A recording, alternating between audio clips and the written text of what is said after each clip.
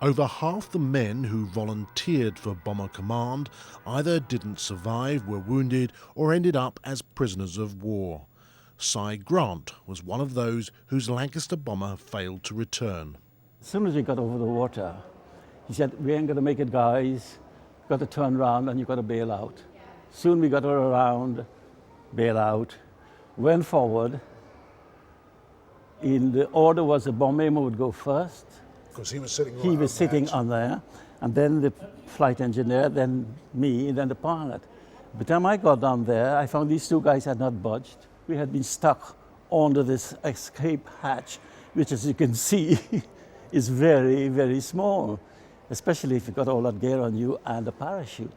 Next thing we knew is that the plane blew up, and I was falling into space with searchlights all around. Now this was like a dream world. It's a very strange feeling.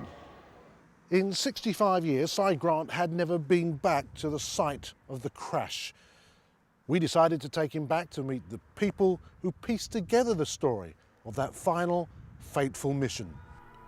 With hindsight, it's clear if the plane hadn't disintegrated after the explosion, the faulty escape hatch would have meant certain death.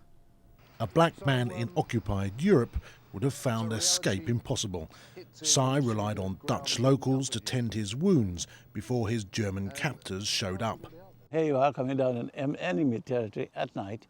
In the distance you can hear dogs barking. The next sensation was like a big shadow coming up to swallow you, which was the earth. My feet landed on the ground and I was running in that direction. To meet you. Unbeknown to Cy, the family who looked after him so briefly still owns the farm where he sought refuge. The son of the pregnant woman who dressed his wounds is now 65. Have you got a picture of your mother? Yes. Can we see that? Yes, of course. Please, let us see that. Your father and mother were out in the front, and the Germans were threatening them. Where is my parachute? Yeah.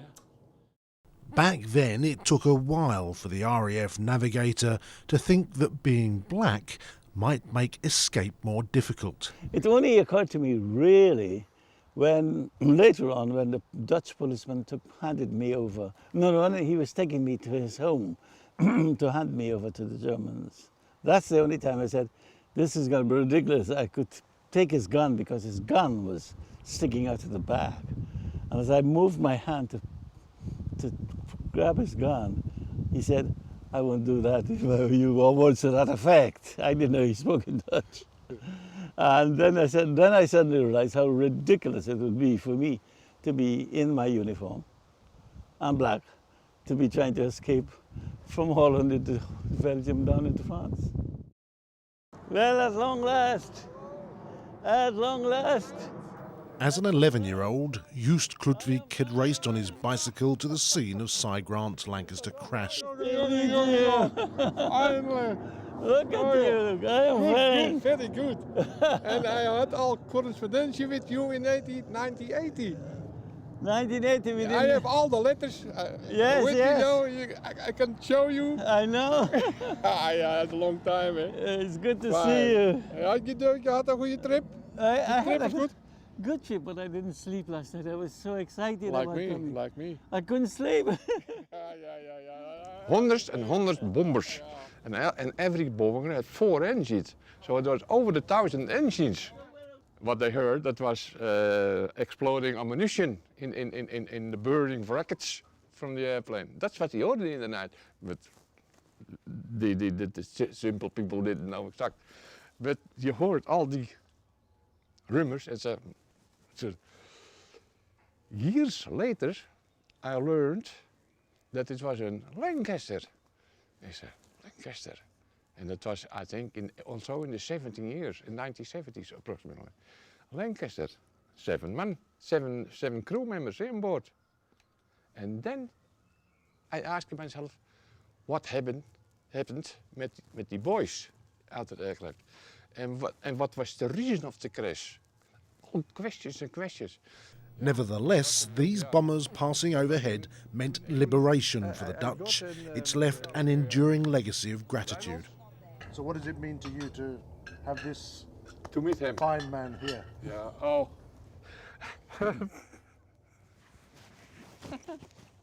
Leuk hè?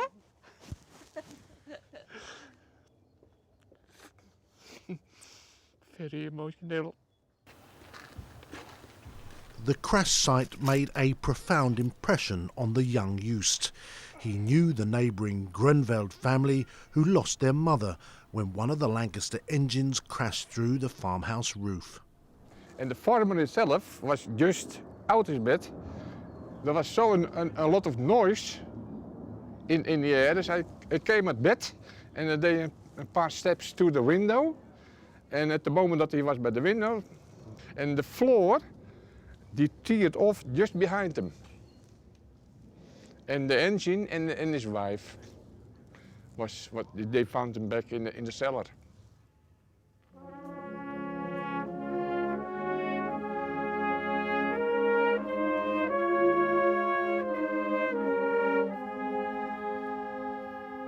Ladies and gentlemen, dear Mr. Grant, here in Kudelstaart we are, all full of life, gathered together to remember and honor all those who fought and gave their lives for our freedom and our peace.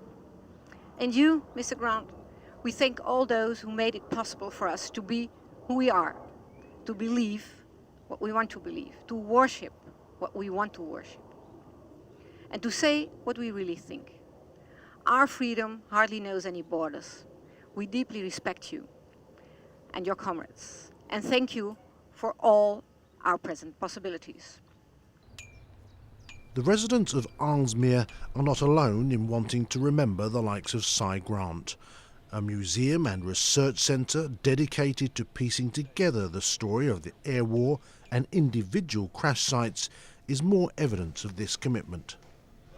As far as I can recall, we were coming in after bombing the target, flying over Holland. We were attacked by a German aeroplane. We were shut up. We were in great trouble, but we decided we will try to go over to England despite the fact that we were in great problems. But when we got over the coast shortly afterwards, we realized that we had to turn back. And then that was when the plane blew up. Yes, and then the plane disintegrated and the main wreck came down on this location and Mr. Grant landed here with his parachute and was later that day on the farm of the family Bullock, where he later is picked up by the local policeman. And one of the engine dropped down through a farmhouse and killed the woman of the farmer, and her grave is over here.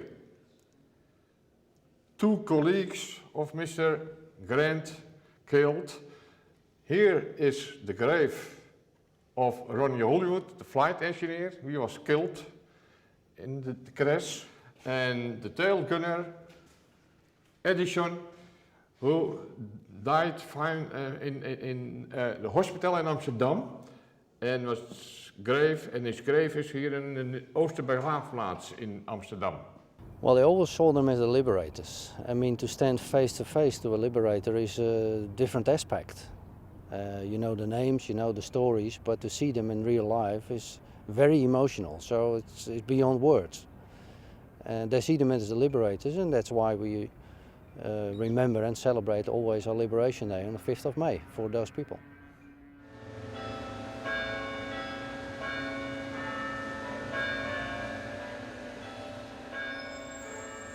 Back home, many believe the depth of appreciation found in Holland is missing here in the remembrance of bomber crews.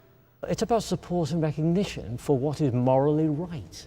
And it is not about people putting their hands in their pocket. It's about standing up, being loud and proud and saying, we honour these boys, these men, these lads who lost their lives and went freely to lay down their lives.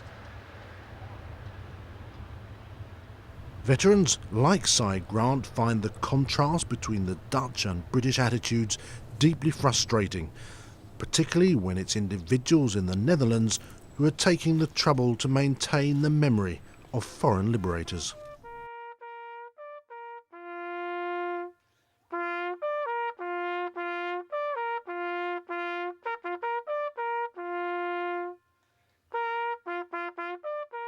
Meeting 65 years on, Liberator and Liberated still insist it's their duty to remind us why so many men failed to return. Young men died for peace, not for the perpetuation of war, in the hope that there would be no more war. So it should not be a war memorial, it's a peace memorial. Those young men died and we fought for peace.